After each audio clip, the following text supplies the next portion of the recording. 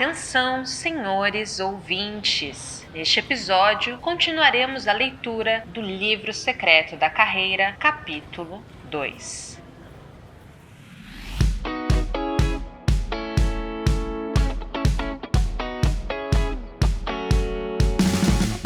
Olá, aqui é a Paula Boarim, mentora, autora do Livro Secreto da Carreira, LinkedIn Top Voice 2023, e aqui eu vou ser aquela sua amiga da firma que ama tomar um cafezinho enquanto filosofa sobre vida e trabalho. Nesse podcast eu vou compartilhar com você tudo o que eu gostaria de ter aprendido quando eu comecei a minha carreira, e você pode esperar por reflexões, provocações, erros, aprendizados, enfim, tudo aquilo que faz parte da jornada profissional.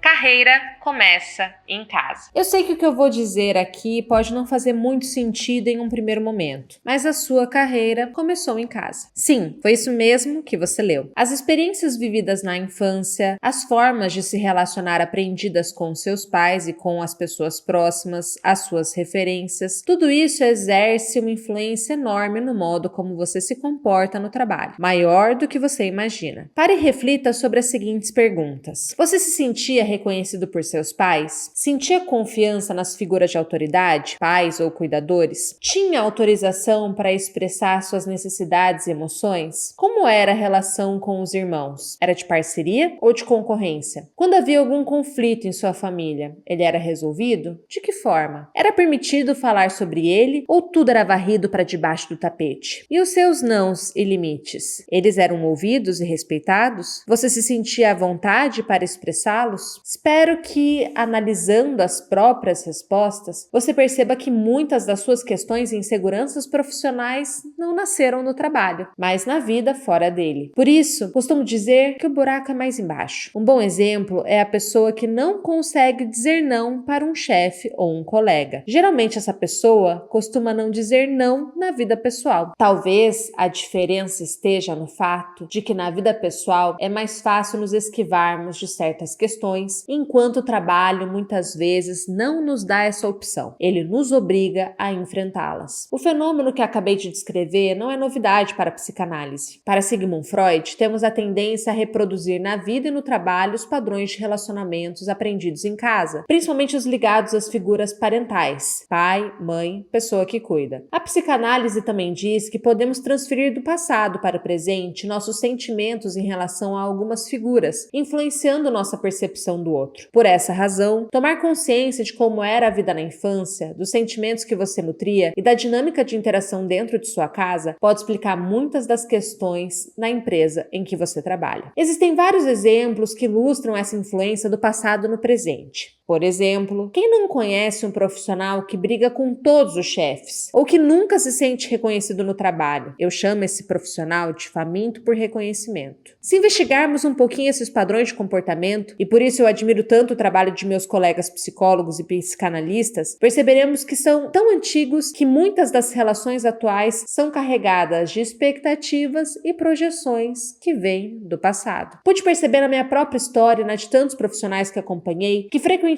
buscamos compensar no trabalho as nossas carências mais profundas, o que nos faz, de forma inconsciente, cobrar de quem não nos deve. Vou compartilhar aqui uma história pessoal. Busquei o meu pai ausente, falecido quando eu tinha 2 anos, em todas as relações hierárquicas que mantive, com professores, chefes e até mesmo com o meu marido. Sei que essa não é uma relação de hierarquia, mas considere que na infância eu absorvi a ideia de que o príncipe salva a princesa. Não me julgue, não fui a única a cair nesse conto. E você já sabia do meu histórico Disney pela história da princesa presa na torre. Eu vivia buscando preencher essa enorme lacuna, e o resultado quase sempre era catastrófico. Sentia que mesmo recebendo o máximo dessas relações, não era o suficiente para suprir as minhas altas expectativas, as minhas exigências. Não tinha como um chefe, um professor ou um marido ocupar esse lugar, pois não era o lugar deles. A terapia e outros processos me ajudaram muito a ressignificar essa ausência e a desenvolver relações mais focadas no presente e com expectativas expectativas mais alinhadas à realidade. Mas não é só isso. O faminto por reconhecimento. Nada do que faça é suficiente para ser reconhecido. Muitos clientes que passaram por mentoria comigo se encaixavam nesse perfil, que assim como a princesa presa na torre, é um personagem corporativo construído com base na observação. Geralmente são profissionais extremamente competentes, com muita experiência, um currículo acadêmico cheio de cursos e capacitações, mas que, apesar disso, não se sentem reconhecidos ou suficientes. Eles costumam pensar: será que eu realmente sou tudo isso? Será que eu não deveria fazer mais? Só vou ser feliz quando alcançar tal coisa. Com isso, quase sempre vivem no futuro, na expectativa do que virá, como se a única coisa capaz de preenchê-los fosse uma próxima conquista. O faminto por reconhecimento é um workaholic e atua quase como um viciado em obter reconhecimento. Ele está sempre correndo atrás de novas conquistas, estipulando metas cada vez mais audaciosas. Não descansa, não relaxa, não celebra, apenas luta, luta, luta, e quando tem chance de desfrutar tudo aquilo que conquistou, interrompe o ciclo, quase como uma autossabotagem. Passa a impressão de que, apesar de ser, não se sente. Logo, não se permite. Até você se tornar consciente, o inconsciente dirigirá a sua vida e você o chamará de destino. Jung.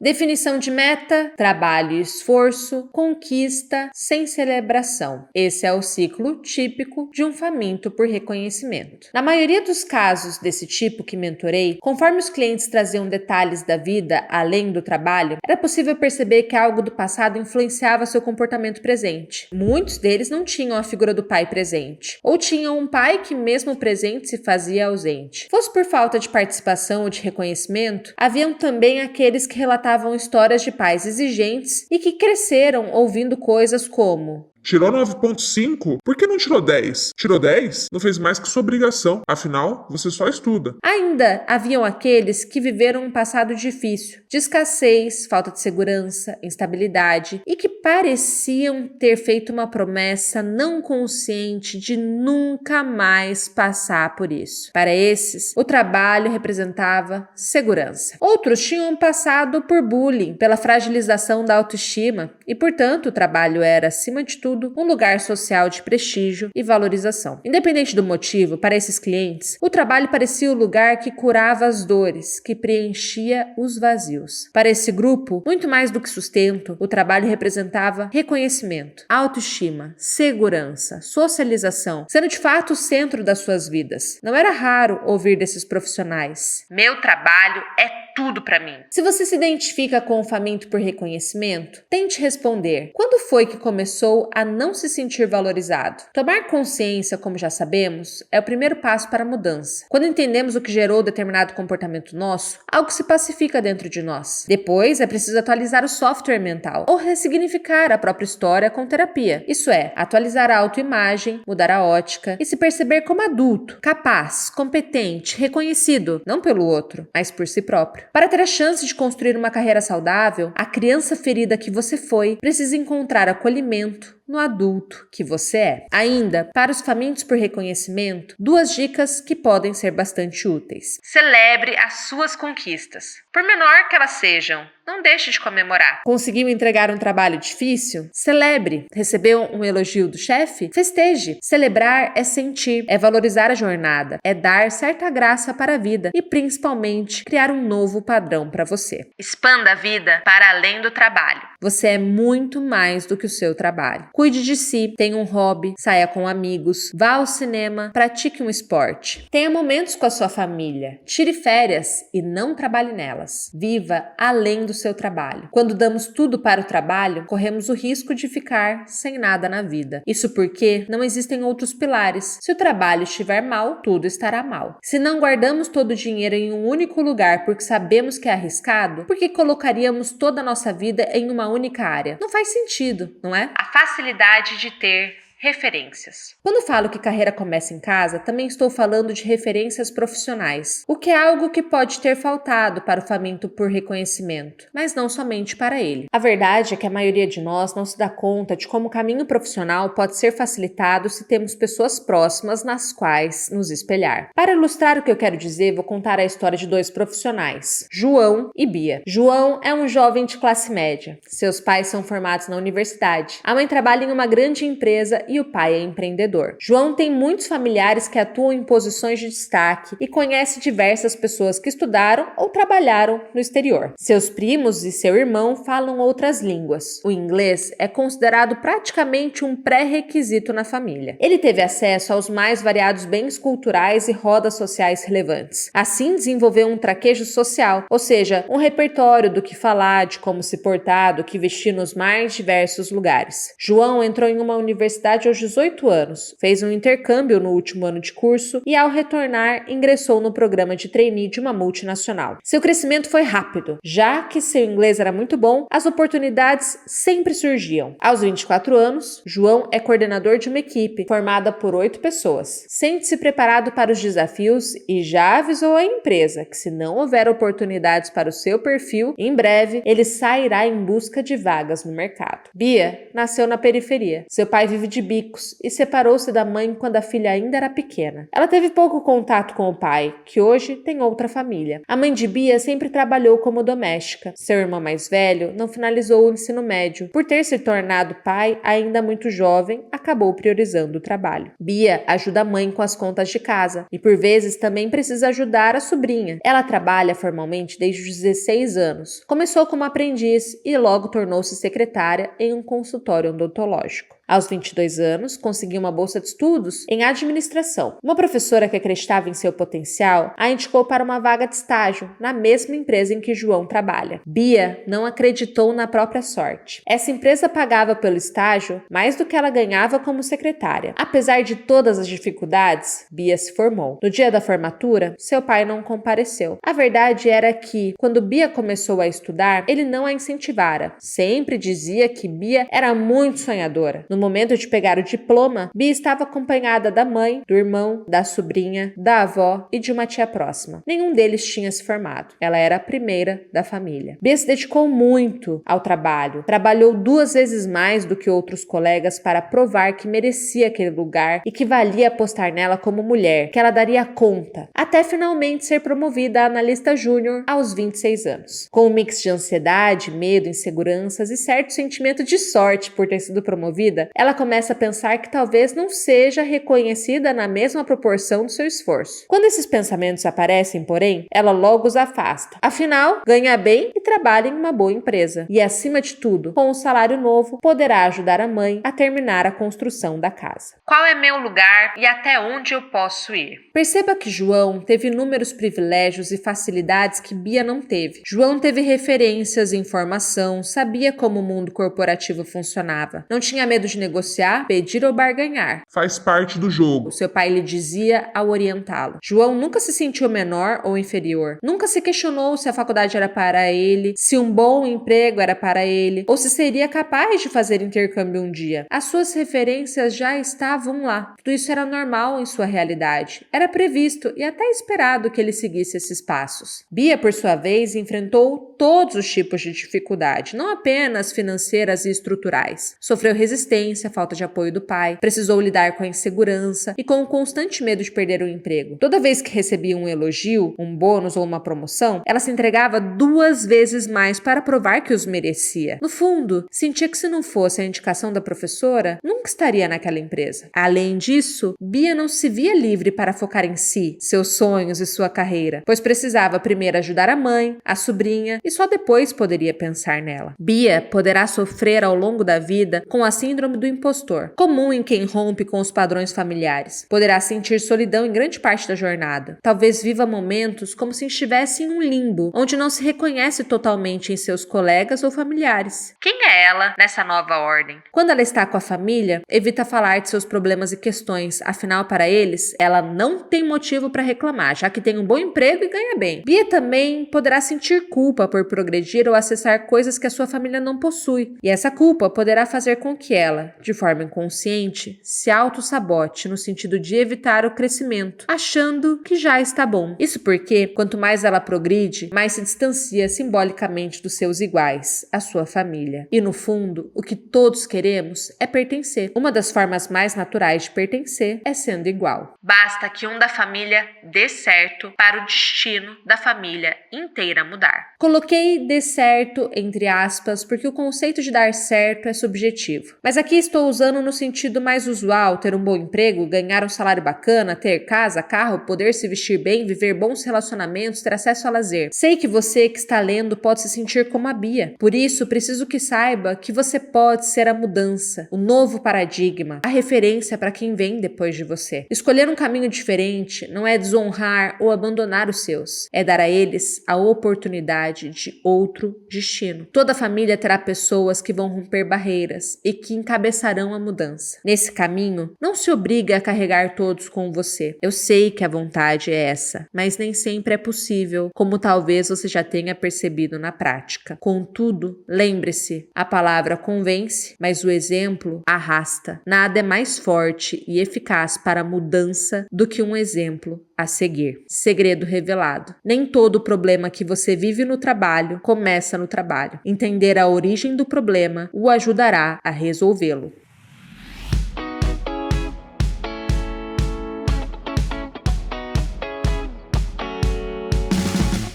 Esse é um capítulo que de verdade me emociona, porque ele fala um pouco sobre a desconstrução da nossa ideia de meritocracia, porque ele abrange de uma forma mais sistêmica as dificuldades profissionais que a gente tem, porque ele mostra que os nossos problemas, eles começam antes mesmo do nosso trabalho. Fala um pouco sobre esse sentimento de culpa, esse sentimento de não pertença, que atrapalha tantos profissionais no seu avanço. E é um capítulo que, para mim, ele é um tirar vendas dos nossos olhos, nos permite enxergar a nossa própria vida, a nossa própria jornada de uma forma totalmente diferente, dando valor para tudo aquilo que a gente foi capaz de fazer e entendendo porque às vezes é tão difícil progredir. Se esse capítulo lido fez sentido para você, compartilha com quem você ama e quer ver crescer, e fica o convite para que você seja um leitor do Livro Secreto da Carreira, que tem outros capítulos tão importantes e reveladores como esse, e que com certeza é uma transformação para a sua carreira com os exercícios práticos e reflexões. O link está no descritivo desse episódio. Até semana que vem.